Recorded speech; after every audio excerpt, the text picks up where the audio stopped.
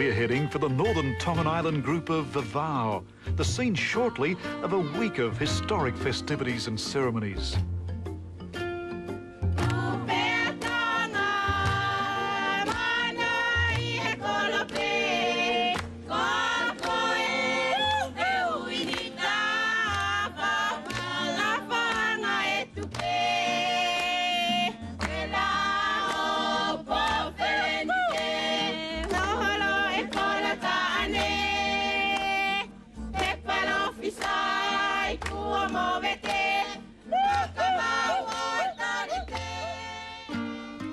The remote and idyllic refuge of Vava'u is home to 20,000 Tongans, descendants of the initial colonisation archaeologists believe took place 5,000 years ago.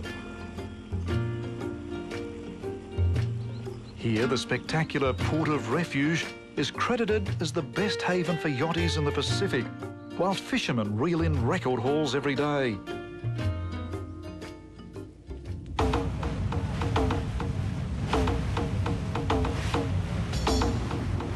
It's in Vava'u's giant limestone caves that a young noble once hid his sweetheart to escape a despotic king.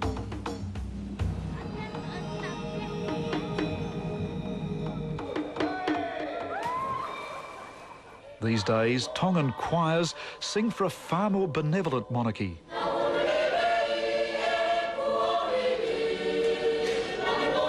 The festivities are underway. This choral contest presided over by Princess Pilalevu, the king's only daughter.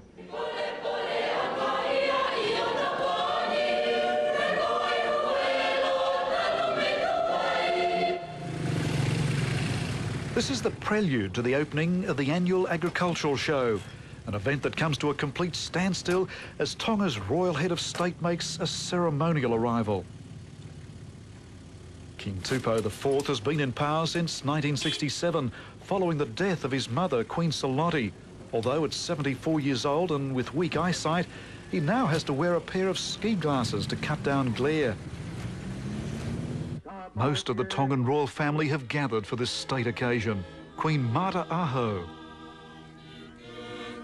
Princess Pilalevu, Princess Nanasi Pau, and the king's youngest son, Prince Lavakarata, whose day of honour comes later in the week in a huge ceremony to make him King of Vava'u. But the scene stealer today turns out to be the king's grandson, Prince Unu Tonga, wearing his very own koreras.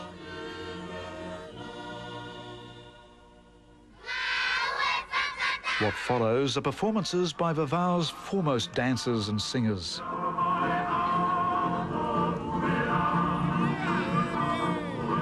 The tau longa with its graceful hand movements.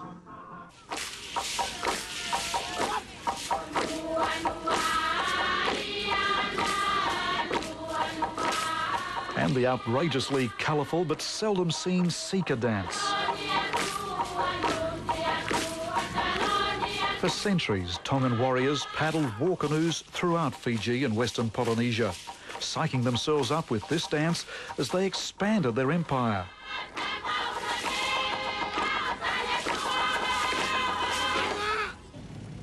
Later, the royal entourage tours the Niafu showground, inspecting prize produce from all of Vava'u's 50 islands.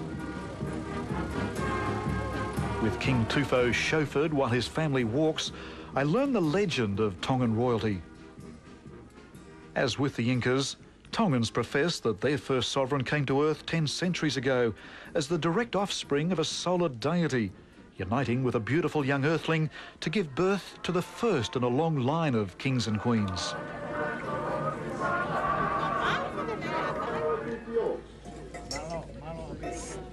The agricultural festival proceeds like this for the next 3 days, the lead up to a rarely performed ceremony.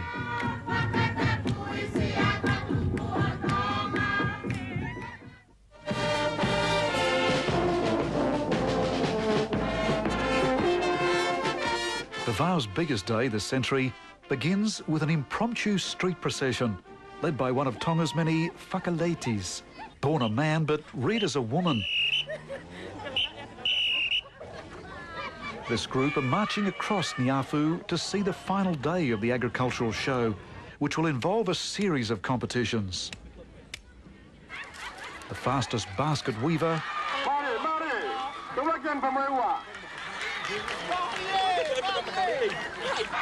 the quickest coconut opener,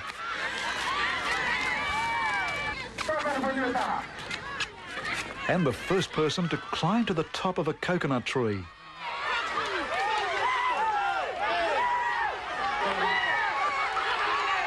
But far more historic matters are in store. The showground is cleared of contestants to make way for truckloads of pigs. The Honourable Lawani will be one of the noblemen presiding over the events to follow. The ceremony this morning is, of course, is to mark the installation of the noble title Ukalala, but it's a traditional way of induction, official induction. It's when Ukalala and the king share the same gawa bowl. So it's a very important day for the prince. Very important day. And also a very important day for Vava'u. Very important day for Vava'u, yes. What we're watching here today is creation of an entirely new line of rulers for Vava'u, with Prince Vava'u to be made the new Ulukalala, effectively king of this island group. The prince enters the arena leading his villagers in a ceremonial dance past the king, all of them singing a chant known as the Taralo, which describes the kava ceremony about to be held.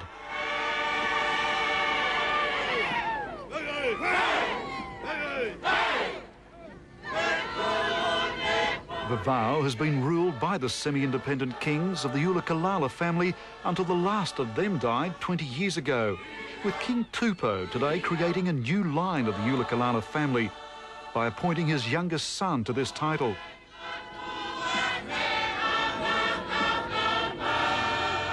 Today's installation is Tonga's largest and most important traditional ceremony since the king's coronation 25 years ago.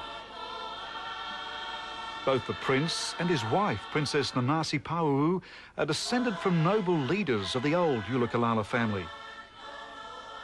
Notice that everyone at this ceremony is wearing black. That's a sign of respect for the death of the former Ulukalala. The ceremony we're watching repeats traditions going back at least 500 years.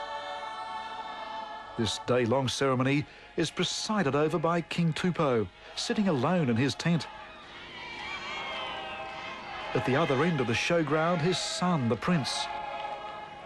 Culturally, the kava ceremony takes precedence over most things that happen in Tonga, because through the kava ceremony, people know their duties towards each other and through their families and lineages. In between the king and the prince sit all of Tonga's noblemen, each seated beside their own talking chief. Noblemen never communicate directly, but use their talking chiefs instead to communicate with each other.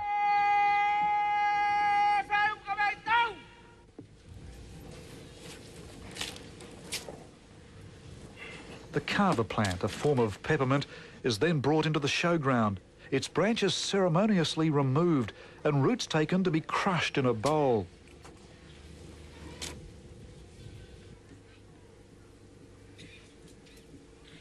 The juice extracted is the kava drink, which is then presented to the king by his granddaughter, Princess Latu Fuipeka.